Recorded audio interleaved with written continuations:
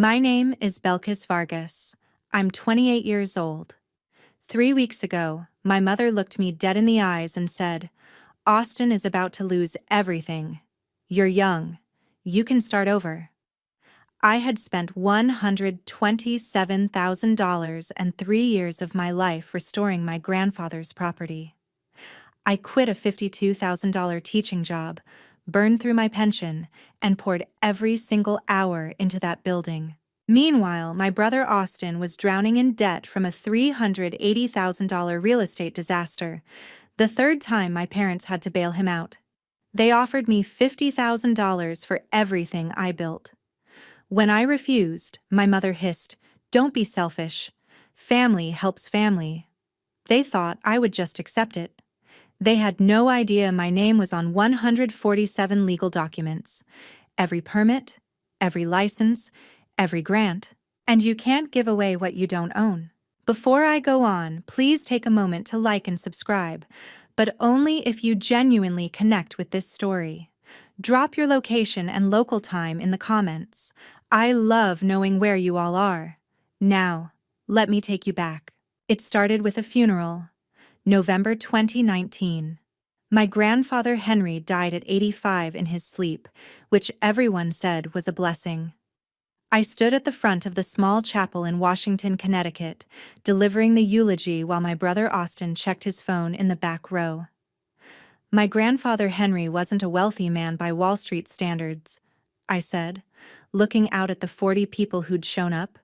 But he was rich in the ways that mattered. He knew every person in this town by name. I meant it.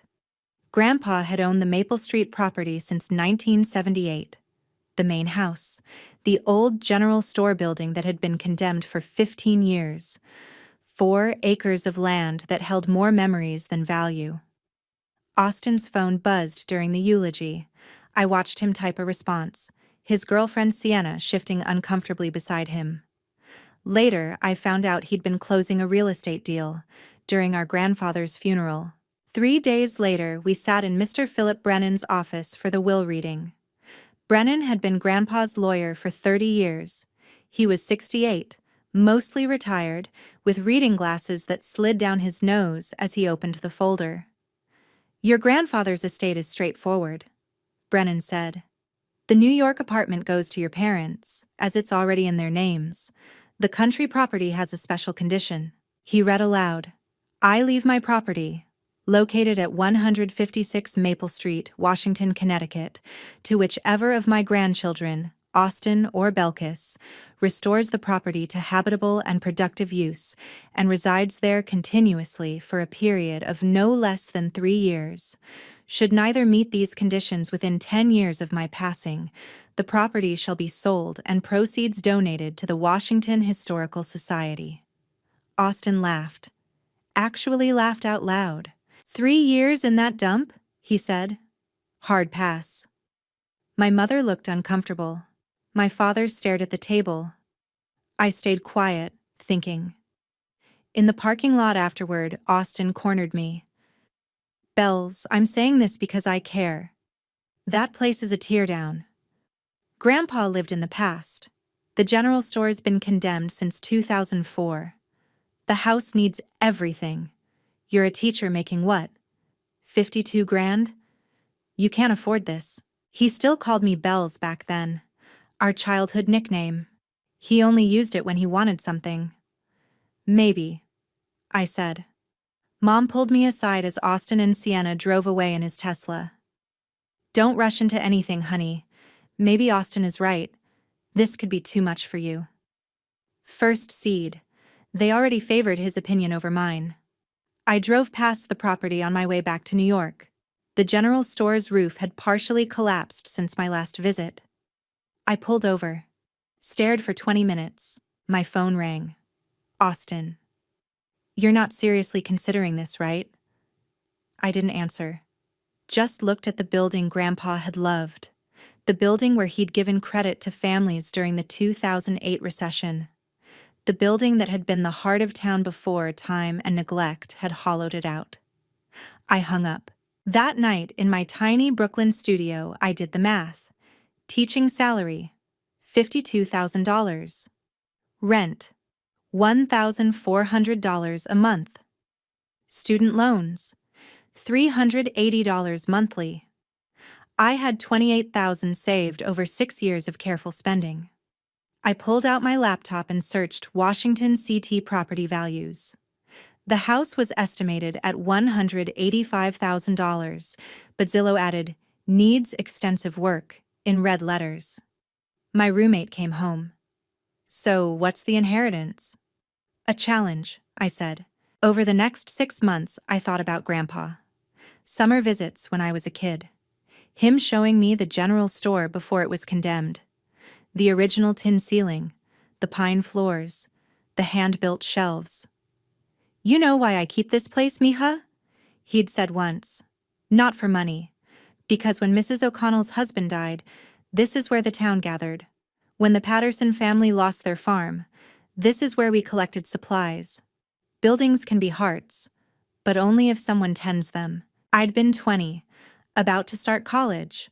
I'd nodded but hadn't really understood. Now I did. In June 2020, I gave notice at my school. My principal was shocked. "Belkis, you're a talented teacher. I was going to recommend you for team lead." "I appreciate that, but my grandfather left me something I need to honor." "A house?" "A responsibility." My last paycheck, $2,138.42 after taxes. I framed the pay stub. Last money I'd earned for a long time. Walking out of school that final day, I saw parents and kids holding a "Thank you, Ms. Vargas" poster. I cried in my car for 15 minutes. Was I making a mistake? But I also needed money. Fast. My pension was vested after 6 years of teaching.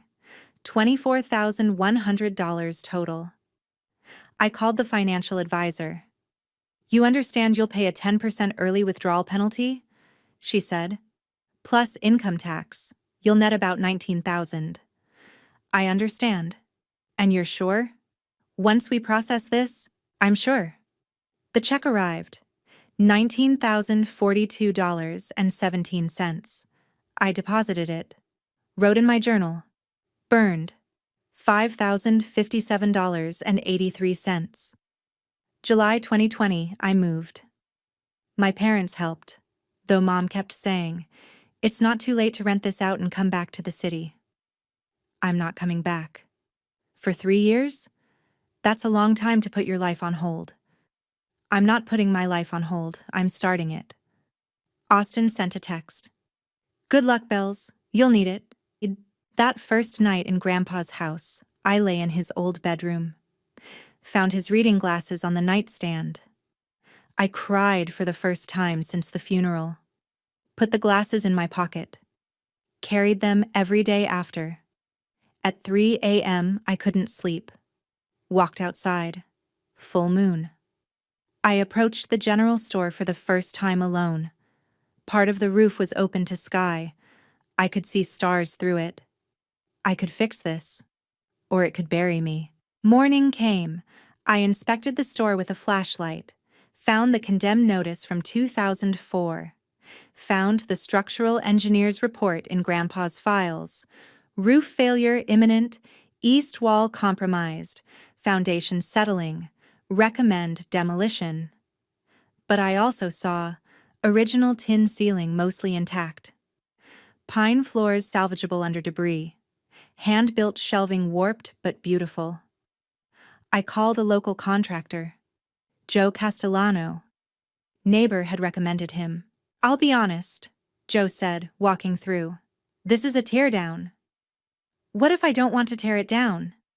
"Then you're looking at 60-70,000, minimum, and that's if we don't find surprises." "There are always surprises." "You sound like you've done this before." "I haven't. But my grandfather believed in this place. That has to count for something." Joe noticed my last name. "You're Henry's granddaughter?" "I am. He was a good man. Gave my dad credit during 2008 when the bank wouldn't."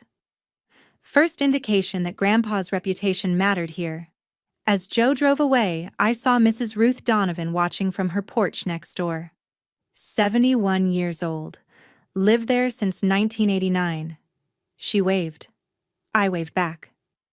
I didn't know yet how important that witness would become.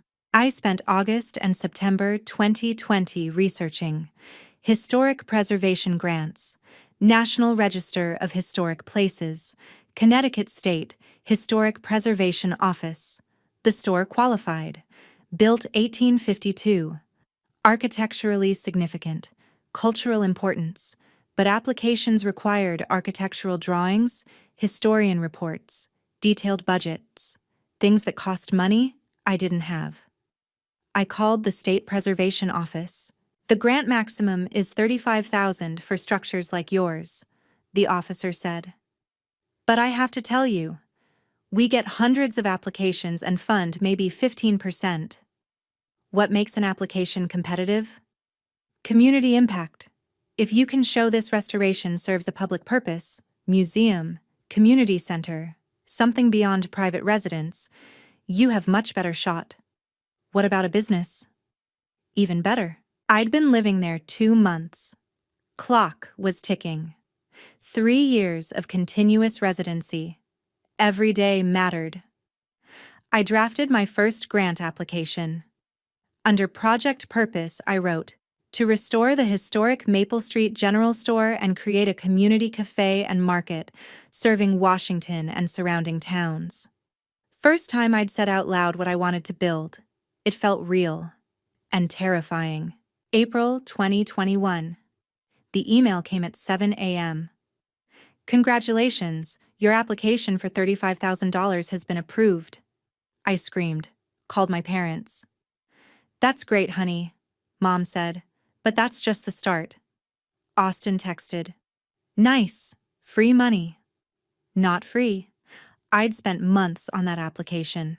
The grant letter specified, funds will be dispersed in 3 phases pending inspection. $12,000 upon project start, $11,500 at 50% completion, $11,500 at final approval. Recipient, Belkis Vargas. Funds are non-transferable and subject to compliance with historic preservation guidelines. I read, recipient, Belkis Vargas, and non-transferable, without thinking much about it. Just bureaucratic language. Later, those words would save me. But I needed more money. Grant required 50% matching funds. I had $28,000 saved. Needed $17,000 more. Banks wouldn't give business loans without operating history. May 2021, I took out a personal loan. $45,000 at 7.2% interest. High, but my only option. 5-year term. Monthly payment, $895. Signing those papers felt like stepping off a cliff. Total available, $28,000 savings plus $35,000 grant, plus $45,000 loan, plus $19,000 pension equals $127,000. Joe gave me the estimate. With $127, we can make it structurally sound and functional. It won't be fancy. I don't need fancy. I need real. Real I can do, but if we hit rot or foundation issues beyond what we scoped, you'll need contingency. I don't have contingency. Then we better not hit surprises. I crossed out the contingency line on his estimate, reallocated those funds to finishes. I'll do painting and decorating myself. June 2021, demolition started. First day, the roof came off. Revealed worse water damage than expected. East wall needed complete rebuild. $8,000 over budget. We have to replace these joists, Joe said, showing me rotted wood. Not optional. I looked at my dwindling budget. Do it. I'll figure out money. Where? I'll work. I took a weekend job at a diner 20 minutes away. $13 an hour plus tips. Friday nights, Saturday doubles, Sunday brunch. Added $820 monthly. Every dollar went to overruns. If you've ever worked multiple jobs to chase something uncertain, you know that exhaustion. That coffee at 3 a.m., paint in your hair, what am I doing exhaustion. Tell me what gave you the courage to keep going. Austin visited in July 2021, first time in 8 months. He walked through the construction site with his phone out, taking photos. Posted to Instagram, "My sister's crazy project." Comments from his friends, "She's fixing that? Cute idea, but hope she has good insurance." I saw the posts. Said nothing. Saved screenshots. While construction continued, I sat at my kitchen table every night filling out forms, permits, applications, licenses. Each one required my signature, my information, my name. August 2021, I went to town hall for my first building permit. The clerk looked at my application. "You're the owner?"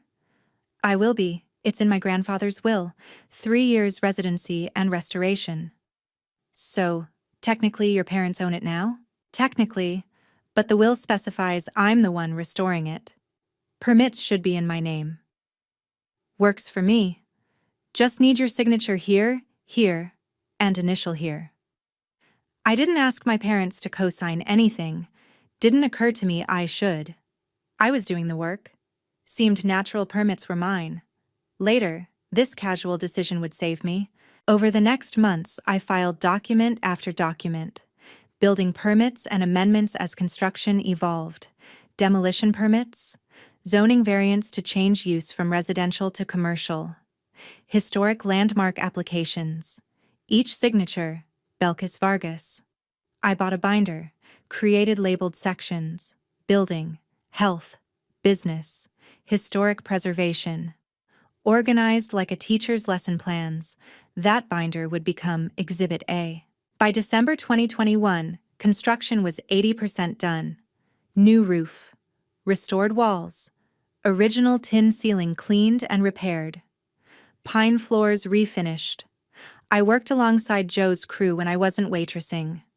Painting, staining, grouting. Joe taught me basic carpentry. "You ever think about doing this for real?" he asked, watching me install trim. "This is for real." "I mean as a career. You're better than half my guys." "I was a teacher. Now I don't know what I am." "You're a builder." "That's what you are." I saved scraps of original wood, original hardware, original fixtures, created a shadow box. Established 1852, restored 2021 by Belkis Vargas. Hung it over the entry. First time my name went on the building itself. Christmas 2021, my parents visited. Brought Austin. They walked through. Impressed despite themselves. "You really did this," Mom said. Austin took photos. This could be worth something eventually. That word, eventually, like he was already planning ahead. I noticed, filed it away. January through April 2022, I filed the second wave of permits.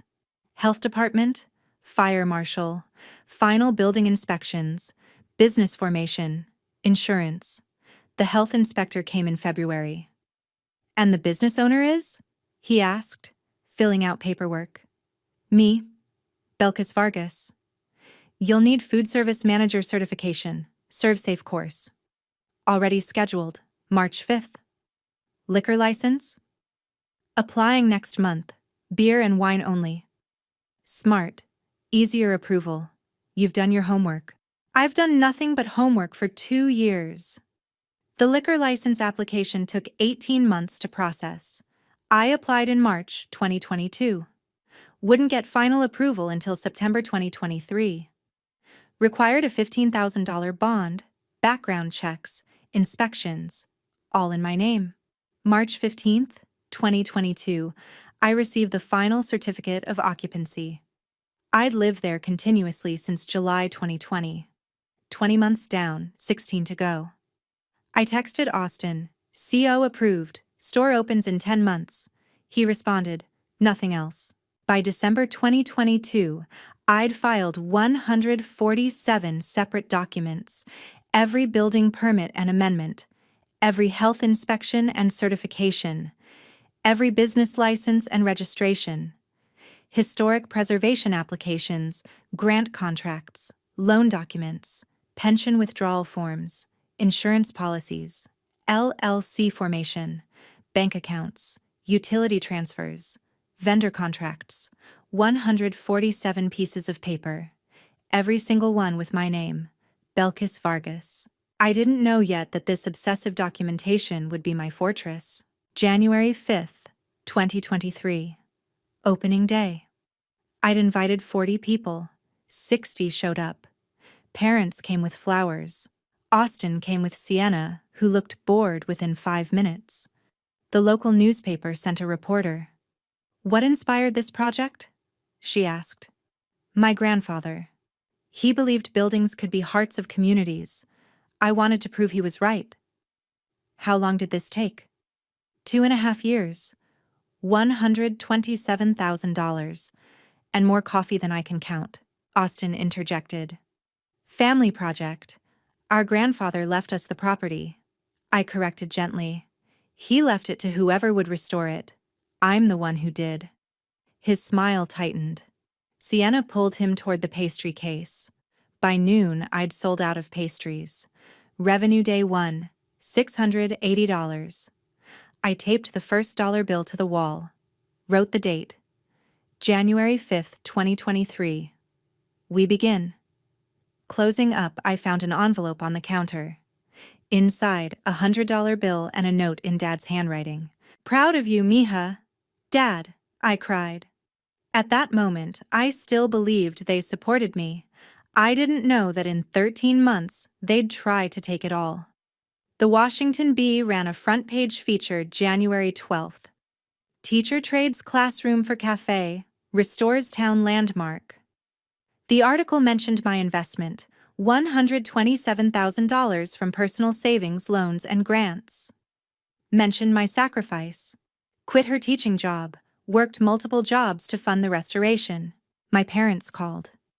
"We didn't realize you'd spent that much," I reassured them.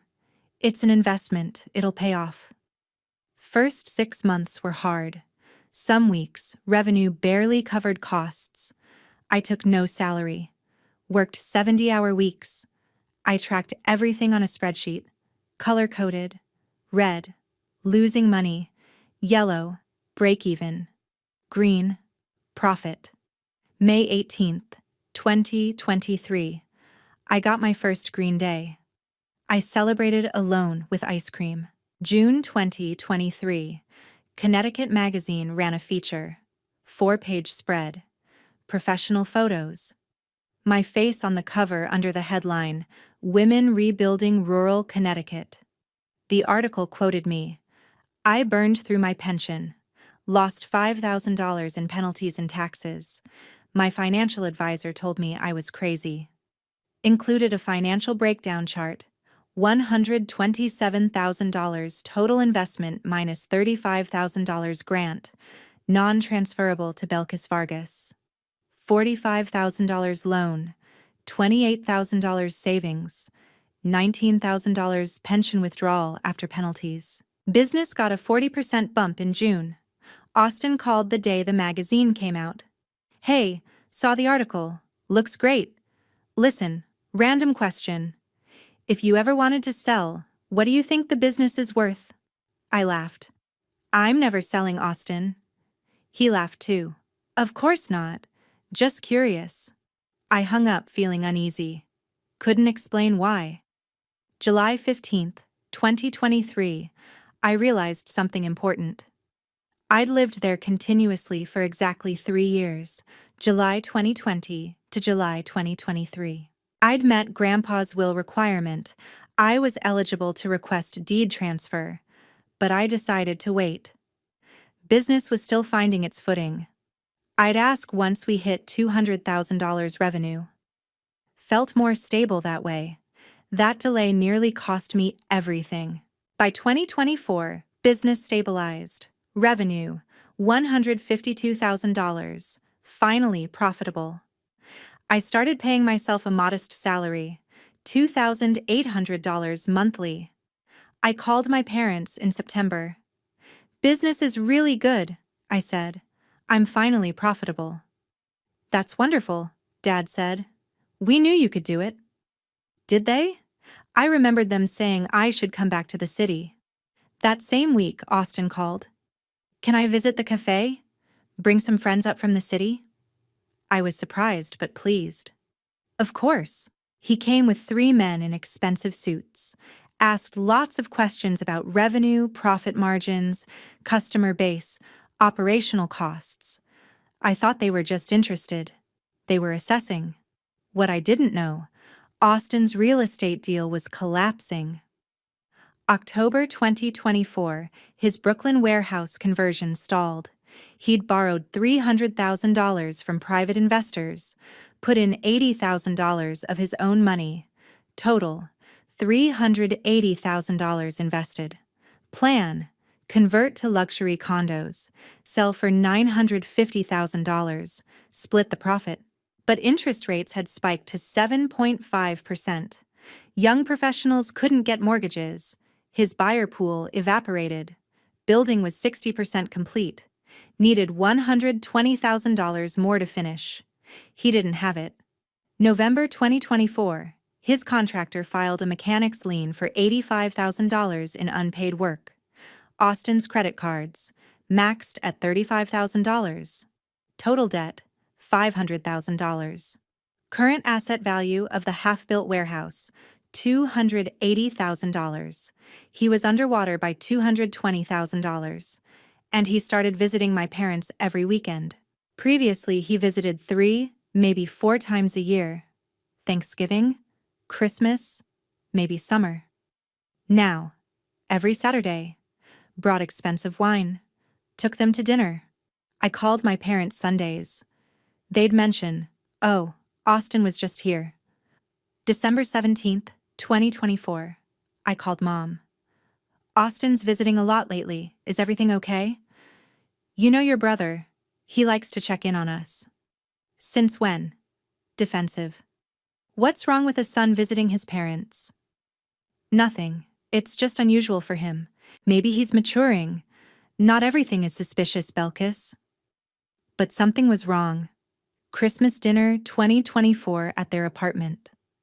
Austin was overly cheerful, drank too much, kept steering conversation to family bonds and helping each other through tough times.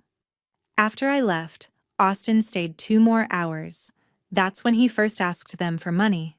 January 2025, Austin's crisis peaked. Investors demanded their $300,000 back or completion by March 1st. He had neither cash nor credit. I found out later what he told my parents. "I'll lose everything. These people aren't patient. I need help." And I noticed something else. Austin stopped calling me Bells. In texts, emails, family conversations, he called me the tenant or your daughter.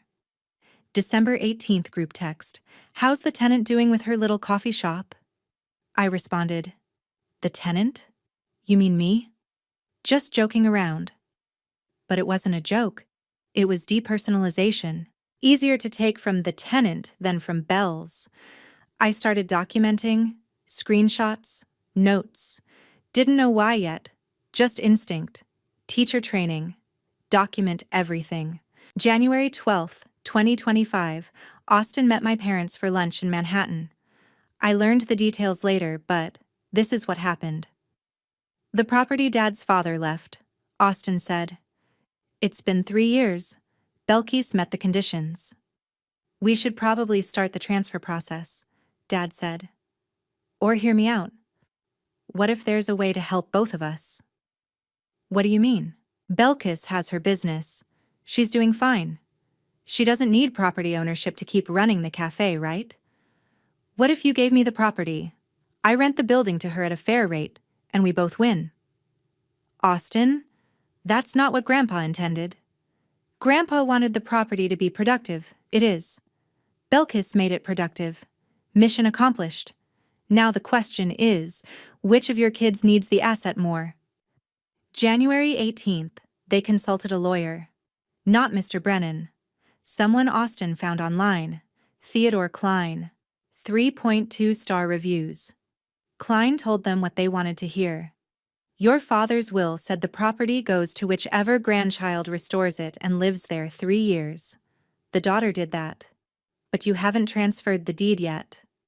Right. Then legally you still own it. Until that deed is in her name, the will's conditions are just guidelines for your decision-making. Bad legal advice. But Austin didn't care. Late January, I sensed something wrong. Called my parents. They were evasive. Can't talk now. We'll call you back. Everything's fine. I visited unannounced January 25th. Austin was there. Coincidentally, he asked strange questions. Could the business run without you? Like if you wanted to take a vacation? Why are you asking? Just curious. You work so hard. The business needs me. I'm the certified food service manager. I'm on all the licenses. Right. But those can be transferred, can't they? Why would they need to be transferred? He backpedaled. They don't. Just making conversation. But his questions were too specific. He was assessing whether he could run the business without me. Leaving their apartment, I forgot my phone on purpose. Doubled back 10 minutes later. Heard through the door, Dad. I don't feel right about this. Austin. Dad, I will lose everything. My career will be over. Is that what you want? I grabbed my phone. Left silently.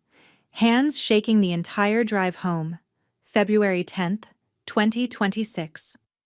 I visited my parents for an early Valentine's dinner. Helped with dishes.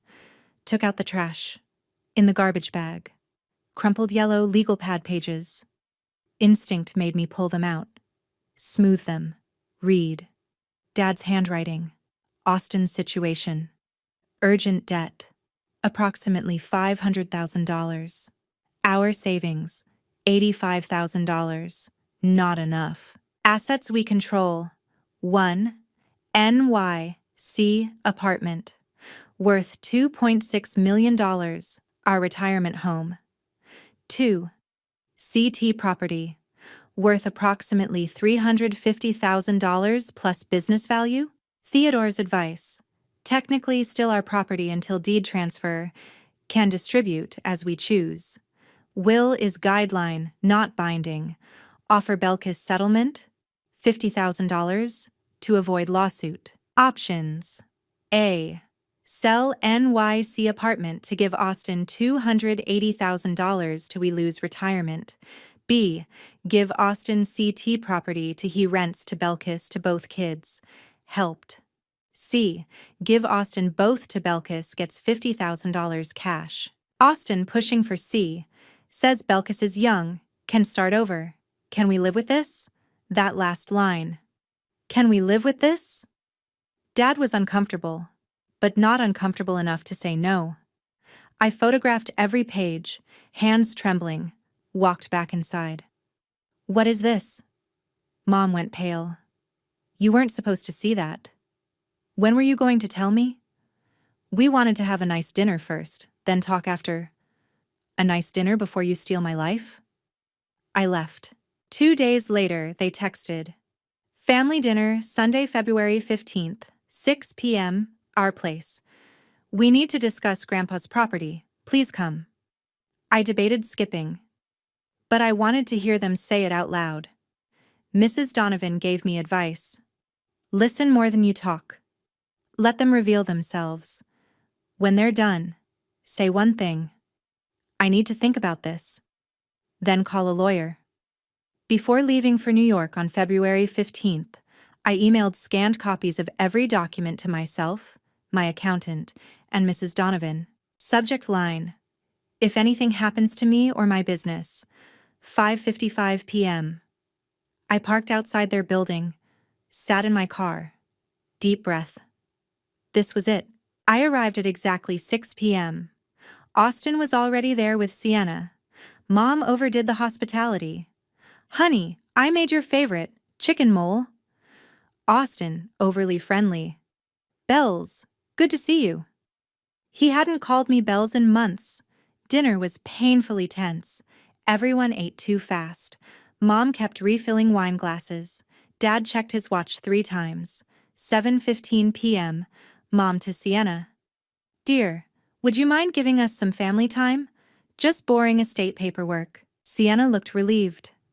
After she left, the energy shifted. Austin sat straighter. Parents exchanged a glance. Dad poured himself bourbon. He never drank hard liquor except under stress.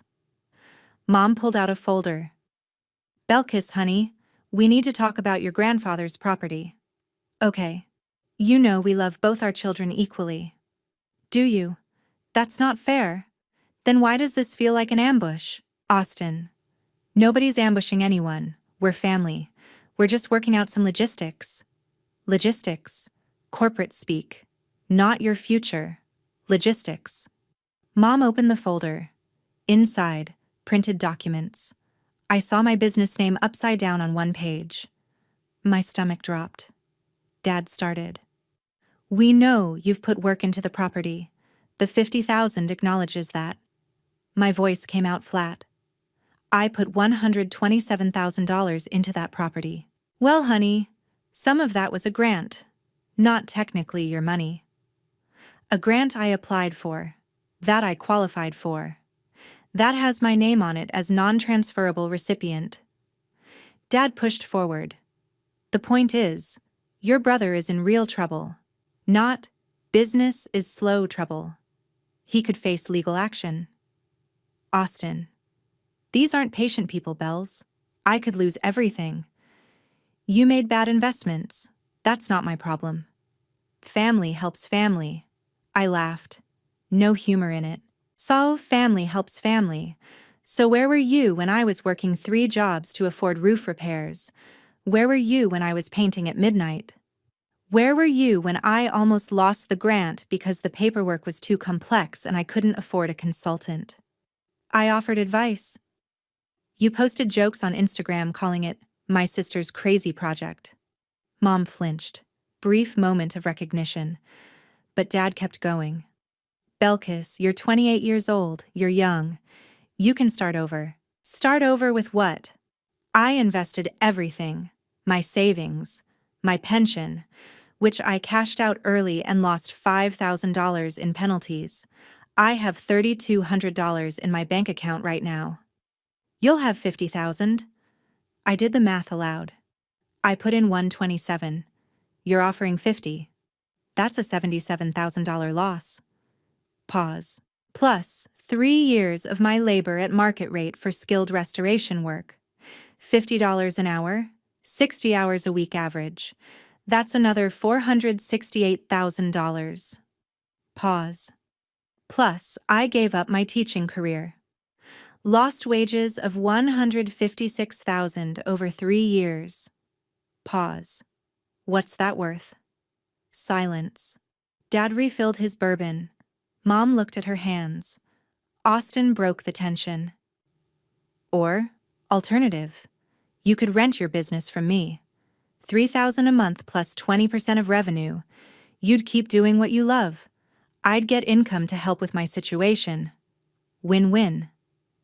$3,000 a month rent? Market rate for commercial space that size. My average net profit is $4,500 a month. After your rent and 20% revenue cut, I'd clear $900 monthly. That's $10,800 a year. Austin shrugged. Then you'll need to grow revenue. In a town of 2,200 people. Another shrug. Businesses adapt or die. That's capitalism. And if I can't make rent 1 month?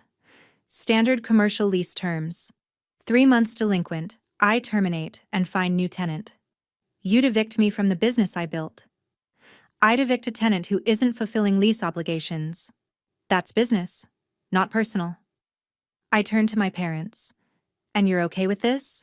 Mom, honey, it's generous of Austin to even offer you the option to stay. Generous. I stood. They thought I was leaving.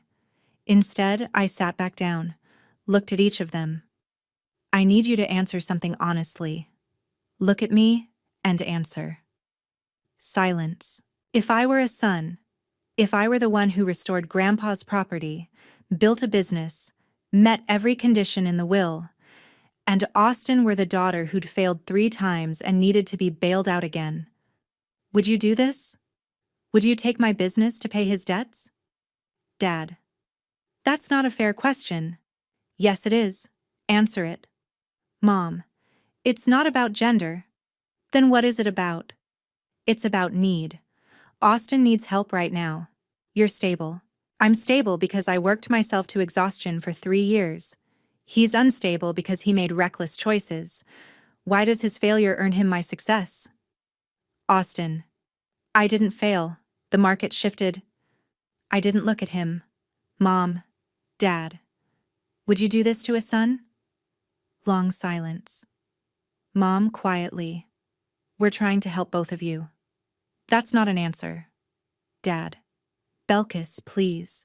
You're making this harder than it needs to be. No.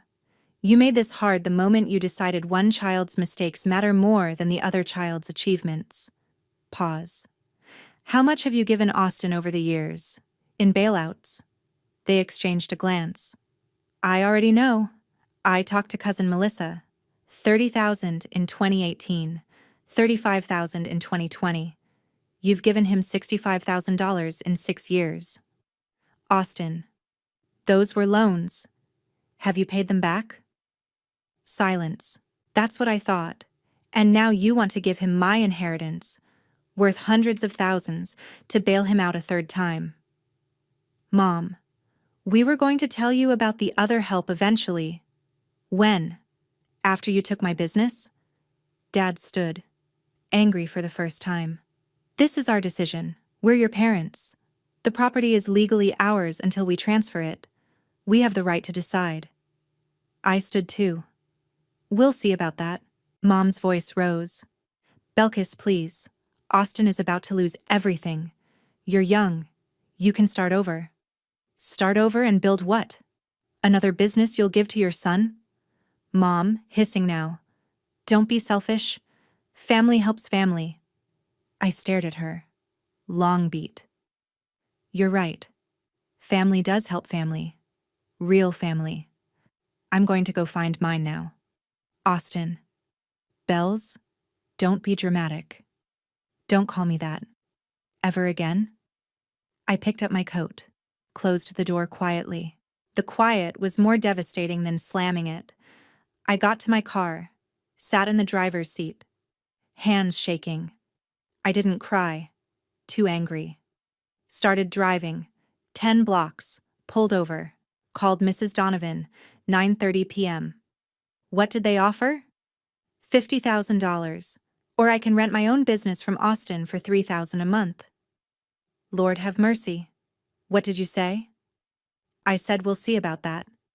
Then I left. Good. Now listen carefully. Don't sign anything.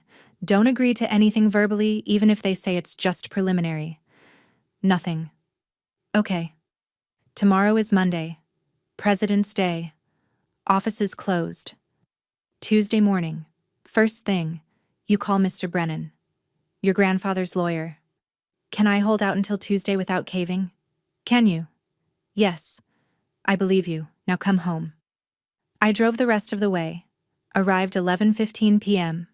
Business was dark. I unlocked the door, turned on lights, looked around at everything I'd built, said out loud, "This is mine, and I'm going to prove it." Monday, February 16th. President's Day. Couldn't contact lawyers. I spent the day going through every document in my binder, rereading grant contracts, Googling, "Can parents override will conditions Connecticut?" Found mixed information. Got more anxious. Austin texted, "Hey, slept on it. I think we got off on wrong foot last night. Can we talk?" No? Come on. Let's be adults about this. I am being an adult. Adults say no. You're making this personal when it's just business. It is personal. It's my business that you want to take. Screenshot. Save to folder. Legal evidence. Parents called at 4 p.m. I didn't answer. They left voicemail. "Honey, please call us back. We can work this out. We love you." Saved voicemail. Didn't return call. Tuesday, February 17th. 9 a.m. I called Mr. Philip Brennan. Explained everything. And they consulted a different lawyer? Not me? Someone named Theodore Klein. He sighed. I know Theodore. He's not rigorous. What did he tell them? That the will is just a guideline, that they can distribute the property however they want because it's still legally in their names? That's incorrect. Your grandfather's will created what we call a condition precedent. You met those conditions. The property should be yours. Come in at 2 p.m. Bring everything. 2 p.m. Brennan's office. I spread documents across his conference table. He read through Grandpa's will again. Made notes. This is very clear. Whichever grandchild restores the property and resides there continuously for 3 years. You moved in July 2020. You've been there since. You restored a condemned building into a functioning business. You exceeded the conditions. So I have legal claim? You have ironclad legal claim. But here's the problem. Until your parents actually transfer the deed, this could get ugly. I have proof of continuous residency, utility bills, mail, photos, witness statements. Good. What about the business permits? I pulled out my binder. 147 documents. Every permit, every license, every contract, every grant, every insurance policy, all filed between May 2021 and January 2023. All in my name. His eyes widened as he flipped through. Building permits, business licenses, historic preservation grant, and this says non-transferable. Liquor license, in your name only. Food service manager certification. My God. Is that good? It's devastating. For them. Even if they give the property to your brother, he can't operate the business without your cooperation. These permits are issued to the operator, not the landowner. The liquor license alone, Connecticut requires the applicant to be the actual manager. That's you. It took 18 months to get approved? Yes. Your brother would have to reapply. Another 18 months minimum, assuming he even qualifies. Does he have the ServSafe certification? No, then he can't legally serve food. I felt something shift, from helpless to powerful. Brennan leaned back. The Historic Preservation Grant is the kill shot. It's awarded to you personally. Non-transferable. If property ownership changes without you, the state can demand the $35,000 back. That puts your parents in a position of potential grant fraud. Would the state really do that? If someone reported it? Absolutely. Historic preservation offices take misuse of funds very seriously. He closed the binder. Ms. Vargas, I don't think you understand. You don't just have a legal case. You have an airtight legal case. The question isn't whether you'll win. It's whether you want to go to war with your family. I looked at him. They already went to war with me. He referred me to Anne-Marie Sullivan, estate dispute specialist. I met with her Thursday, February 19th. Philip sent me your documents. I've reviewed them. This is the most well-documented case I've seen in 15 years of practice. Can they really take this from me? Not without a fight, they'll lose. Here's what we're going to do. I'll send a formal letter to Theodore Klein outlining your legal position. We'll cite the will conditions, your compliance, and the non-transferable nature of the business permits. We'll give them 10 days to respond. And if they don't, we file a motion to compel deed transfer. But honestly, once Klein sees this letter, he'll tell your parents they have no case. Her retainer, $5,000. I used the last of my emergency savings. I was all in. One more thing, Sullivan said. Document every contact with them from now on. Texts, calls, visits, everything. If this goes to court, we want a timeline of their pressure tactics. Friday, February 20th, Sullivan's letter was sent. 6 p.m., Mom texted, Belkis, you hired a lawyer? We're your parents. Parents who tried to steal my business. Dad, We're not stealing anything. This is still our property. Read the letter. Read Grandpa's will. Read Connecticut estate law. Then call me back. Austin. This is so unnecessary. We could have worked this out as a family. We're not family. Family doesn't do what you did. I blocked Austin's number. Saturday, February 21st, 9 a.m. Theodore Klein called Sullivan. We need to talk about a settlement. They offered a compromise. I get property deed, but owe Austin $100,000 for his share of inheritance. Fabricated. The will didn't split property between grandchildren. Sullivan laughed, declined, told me this proved they knew they'd lose. They're panicking. Klein knows he gave them bad advice. Now he's trying to extract something before they fire him. $100,000? Where would I get that? You wouldn't. That's why we rejected it. They have no leverage. Your brother contributed $0 and 0 hours to that property. He has no legal claim to compensation. March 1st through March 5th, my parents launched daily contact. Calls, texts, emails. I documented everything but didn't engage. Mom's voicemails. March 1st. Honey, please call us. We can fix this. March 2nd. Your father is very upset. This lawyer is just making things worse. March 3rd. We're your parents. We raised you.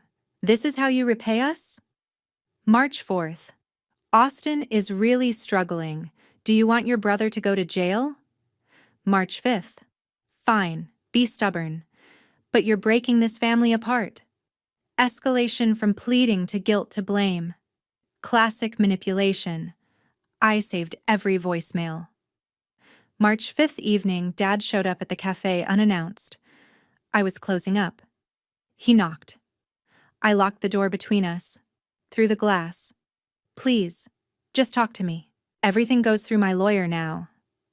He left crying. I felt terrible. But I held firm. March 6th, 2 p.m., Austin showed up with a well-dressed couple in their 30s. Hey, Belkis. Just giving the Hendersons a tour of the property. They're interested buyers. Intimidation tactic. Showing me sale was inevitable. I smiled at the couple. Hi, I'm Belkis Vargas, the business owner and legal operator. I should let you know the property isn't legally for sale. My grandfather's will stipulates specific conditions for inheritance, which I've met. Any sale would be challenged in court. Mr. Henderson, uncomfortable.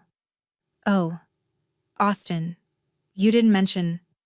Austin, it's a family estate issue being worked out. It's fraud. The will is clear. If you purchase this property, you'll be buying into active litigation. Plus, all business permits are non-transferable. I'm the only one who can legally operate this cafe. Mrs. Henderson. We should go. They left. Austin glared at me. You just cost me a sale. There was never a sale. They were props in your intimidation game. Don't come back. March 8th. He tried again with a different couple. I handed them Sullivan's business card. Call my lawyer if you have questions about the property's legal status. They left immediately. From her porch, Mrs. Donovan watched, writing in her notebook. Later I learned she'd been documenting every Austin visit. Dates, times, witness observations, contemporaneous notes, powerful legal evidence. March 10th, a courier delivered paperwork. Cover letter said it was just preliminary estate documents, not legally binding, to start the process. I called Sullivan before opening the envelope. Do not sign this. This is a quitclaim deed. If you sign, you're giving up all legal claim to the property. But the cover letter said, the cover letter is a lie. This is exactly what Mrs. Donovan warned you about. They're hoping you'll skim the cover letter, sign without reading the actual document. Oh my God. Right. I'm sending this to Klein with a very nasty letter, attempting to trick you into signing away your rights. That's getting close to fraud. My hands shook. How close I'd come to signing. I called my parents directly for the first time in weeks. I know what you tried to do with the quitclaim. Never contact me again. Hung up. Blocked their numbers. I was done. March 11th, Sullivan interviewed Mrs. Donovan. Her witness statement: I have resided at 158 Maple Street since 1989. I watched Ms. Belkis Vargas move into 156 Maple Street in July 2020. She has lived there continuously since that date. I witnessed her restore the general store building from 2021 to 2022, often working past midnight. I observed her brother Austin visit twice in 3 years prior to February 2026. In February to March 2026, he visited 6 times, 4 times with strangers he claimed were buyers. On March 6th, I heard him say to Ms. Vargas, "This is happening whether you like it or not." She remained calm and asked him to leave. He is the aggressor in this situation. He is the aggressor. From a neutral third party. Devastating for Austin. Sullivan: with this statement, we don't just have a case. We have a slam dunk. Now we just need the right moment to present it. March 12th, I received a letter from Washington Town Council. They were awarding me the Historic Preservation Award. Public ceremony, March 15th, 2 p.m. for exemplary restoration of the Maple Street General Store and contribution to community vitality. I called Sullivan. They want to give me an award. Public ceremony. When? March 15th, 3 days from now. Will your family know about it? It's a public meeting. It'll be in the town newsletter. Long pause. Do you want to end this publicly or privately? What do you mean? Private. We file our motion, go through courts, get the deed transferred in 6 weeks quietly. Public. You accept that award and tell your story, in front of the whole town, on the record, with press present. Would that help legally? It would apply social and political pressure. And if the state preservation officer is there, and I can make sure he is, he might ask questions about the grant, about ownership disputes. That could trigger an investigation. I thought about 3 years of being invisible, being dismissed, being called the tenant. I want to tell my story, publicly. I want everyone to know what they did. Sullivan helped me prepare. Not a speech. Just the truth. Bring Grandpa's will. Mention the 147 documents. Let the town council react naturally. She arranged for Dr. James Whitfield, the state preservation officer, to attend. March 14th, I got email from Austin. New address since I'd blocked him. Heard about your award. Congrats. We'll be there to support you. The arrogance was breathtaking. March 15th, 1 p.m. I drove to town hall. I wore Grandpa's pocket watch in my jacket pocket. I carried a folder with the will. I was ready. Washington Town Hall, community room, 60 people present. Mayor Patricia O'Brien presiding. Local press. Dr. Whitfield from State Historic Preservation Office in the front row. My parents and Austin arrived at 1:55 p.m. sat in back. I didn't acknowledge them. 2 p.m. exactly. Mayor O'Brien began. Welcome, everyone. Today we recognize extraordinary contributions to our community's historic preservation. Our first award goes to Ms. Belkis Vargas for the restoration of the Maple Street General Store, a landmark dating to 1852. Applause. I walked to the podium. Belkis, you've given our town back something we thought we'd lost. Tell us about this journey. I looked at the audience. Saw Mrs. Donovan in front, nodding encouragement. Saw my parents in back, nervous smiles. Saw Austin, trying to look proud. I began. Thank you, Mayor O'Brien. When my grandfather Henry Vargas died in November 2019, he left behind this property and a challenge. His will said whoever would restore it and live there for 3 years would inherit it. The building was condemned. Most people said tear it down. I paused. Looked at Austin. My brother said, and I quote, Who wants that dump? Murmurs in the crowd. I said, I do. I quit my teaching job. I moved from New York City to Washington in July 2020. I cashed out my pension early, lost $5,000 in penalties because I needed the money. I took out $45,000 in loans. I worked as a waitress on weekends to cover construction overruns. I painted every wall myself. I spent $127,000 and 3 years of my life restoring that building. People were paying attention now. Some writing notes. During those years, I filed 147 separate legal documents: building permits, business licenses, health department approvals, fire marshal inspections, historic preservation applications, including the $35,000 grant from Dr. Whitfield's office. I nodded to Whitfield. He nodded back. I applied for a liquor license. That took 18 months. I got my ServSafe food manager certification. I registered the business. I secured insurance policies. Every single document has my name on it. Belkis Vargas, because I did the work. More murmurs. People nodding. I met every condition in my grandfather's will. I restored the property. I lived there continuously for 3 years. Mrs. Donovan can attest to that. Mrs. Donovan. Every single day, honey. Laughter. Warmth from the crowd. The business opened in January 2023. First year was hard. I took no salary, but we made it. Revenue last year was $195,000. This year we're on track for $220,000. I created 3 jobs. I brought this building back to life. Applause. Mayor. This is extraordinary. Your grandfather would be so proud.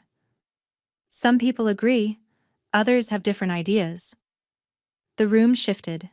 Felt it. 3 weeks ago, my family called me to dinner. My parents and my brother Austin. They told me that even though I met every condition in my grandfather's will, even though I invested $127,000, even though I spent 3 years building this business, they were giving the property to my brother instead. Gasps. Complete silence. My brother, who called it a dump and never visited except to take Instagram photos. My brother, who is in debt from failed real estate investments. My brother, who has never worked a day on that property. Austin started to stand. Dad pulled him back down. They offered me $50,000 for $127,000 invested, for 3 years of work. $50,000. Mayor O'Brien, shocked. Belkis, oh, or, alternative offer, I could rent my own business from my brother. $3,000 a month plus 20% of revenue, which would leave me with about $900 a month to live on. Outrage rippled through crowd, people turning to look at my parents. When I refused, my mother said, and these are her exact words, "Don't be selfish. Family helps family." Mom's face went white. Dad stared at floor. Austin was red with anger but couldn't speak. I asked my mother one question. I'll ask it again now, publicly. If I were a son who had done all this work, and my brother were the daughter who'd failed repeatedly, would you take my business to pay her debts? Dead silence. They couldn't answer then. I don't expect an answer now. People started whispering. Mayor didn't know what to do. Dr. Whitfield stood. Ms. Vargas, I need to clarify something. The $35,000 historic preservation grant was awarded to you personally, correct? Yes, Dr. Whitfield. And the grant contract specifies the funds are non-transferable? That's correct. I'm looking at my records here. The grant was dispersed based on your ownership claim through your grandfather's will. If the property ownership is now in dispute. He looked directly at my parents. Mr. and Mrs. Vargas, are you the current legal owners of 156 Maple Street? Dad stood reluctantly. Technically, yes, but... And you're planning to transfer the property to your son Austin, not to Belkis, who was the grant recipient? Silence. I need to be clear. If Ms. Vargas is not the property owner and the grant was awarded based on that premise, the state may need to audit this grant for potential misuse of funds. That's a serious matter. Mom started crying. Dad said, "We didn't mean... We were just trying to help both our children." I pulled out the will. This is my grandfather Henry Vargas's last will and testament, dated October 2019. May I read the relevant section? Mayor. Please. I read, I leave my property located at 156 Maple Street, Washington, Connecticut, to whichever of my grandchildren, Austin or Belkis, restores the property to habitable and productive use and resides there continuously for a period of no less than 3 years. I looked up. I moved there July 2020. I've lived there continuously since. I restored a condemned building into a functioning business. I met the conditions. Every single one. I looked at Austin. My brother met 0 conditions. He didn't restore anything. He didn't live there. He contributed nothing except criticism and Instagram jokes. I looked at my parents. And yet, my parents decided the will doesn't matter. They decided my brother's failure earns him my success. They decided wrong. Austin finally broke, stood up shouting, "You're making this about you when it's about saving the family." I cut him off, calm as ice. "Austin, shut up." The crowd gasped. "You want this property? You want my business? Fine. Let me tell you what you'd be getting." I pulled out my folder, started reading. 147 legal documents filed in my name. Every building permit, every health inspection, every business license. The liquor license that took 18 months, in my name only, non-transferable without Connecticut Liquor Control Board approval, which requires the applicant to be the actual manager. Austin. Those can be transferred. No, they can't. Not without my signature, not without reapplication. The food service permit requires a certified manager. That's me. I have the ServSafe certification. Do you? Austin silent. The historic preservation grant is non-transferable. If you take the property, the state will demand the $35,000 back. From our parents. For fraud. I looked directly at him. You can't give away what you don't own, and you don't own this. I do. The room was silent. Even Austin had no response. Mayor O'Brien. I think we should pause here. This is clearly a family matter that needs legal. No, it's already legal. My lawyer will be filing tomorrow. I looked at my parents one last time. I came here today to accept an award for preserving history. Turns out I also had to preserve my future. Thank you, Mayor O'Brien, for this recognition. Thank you, Dr. Whitfield, for the grant that made this possible. Thank you, Mrs. Donovan, for being the family I needed when mine failed me. I picked up the plaque. To anyone who's ever been told their work doesn't matter, that their accomplishments can be taken away, that they should sacrifice for family who won't sacrifice for them. Document everything. Keep every receipt. Sign your name to everything you build, and never, ever let anyone tell you that your labor has no value. I walked off the podium. Standing ovation from most of the room. My parents and Austin remained seated, frozen. I walked past their row without looking. Left the building. Outside, Sullivan was waiting. That was perfect. Check your phone. Text from Mr. Brennan. Theodore Klein just called. They want to settle. Deed transfer, no strings. They're done. March 20th. Court hearing. Formality. Parents didn't contest. The judge reviewed the will, the evidence. My compliance. Having reviewed the materials, I find that Ms. Belkis Vargas met all requirements. The deed to 156 Maple Street shall be transferred to her name within 10 business days. Parents' new lawyer, they'd fired Klein, nodded. My clients do not contest, Your Honor. Judge. Good. This should never have come to court. A will is a will. March 25th. The deed arrived. Property owner. Belkis Vargas. I framed it, hung it next to Grandpa's photo and my business license, the trinity of ownership. That evening, Mom called. I'd unblocked her number after the legal victory. I answered. Belkis, we made a mistake. We were trying to help both of you and we handled it wrong. You didn't make a mistake. You made a choice. You chose Austin's failure over my success. We love you both. Don't say you love me. Love doesn't do what you did. Dad on speakerphone. Can we at least talk? In person? No. You're not welcome at my home. You're not welcome at my business. I need you to understand. I'm done. Mom crying. You're our daughter. And you're the people who tried to steal my inheritance. Those two things can both be true. I hung up. Blocked their numbers again. Permanently. Austin sent one email. I'm sorry. I was desperate. I made mistakes. Can we start over? I deleted it without responding. Late March, business had its best week ever. Revenue up 35% after the confrontation. Town rallied around me. Washington B ran follow-up. Local business owner wins fight for inheritance. A customer, an older woman, handed me a $100 gift card. I saw what you did at town hall. Took courage. This is prepaid for my coffee for the next few months. Keep fighting, honey. You don't have to. I know. I want to. My daughter went through something similar with her brothers. Watching you win helps her too. I realized my story resonated beyond my family. I'd become a symbol. Daughter's labor valued, inheritance rights honored, documentation mattering.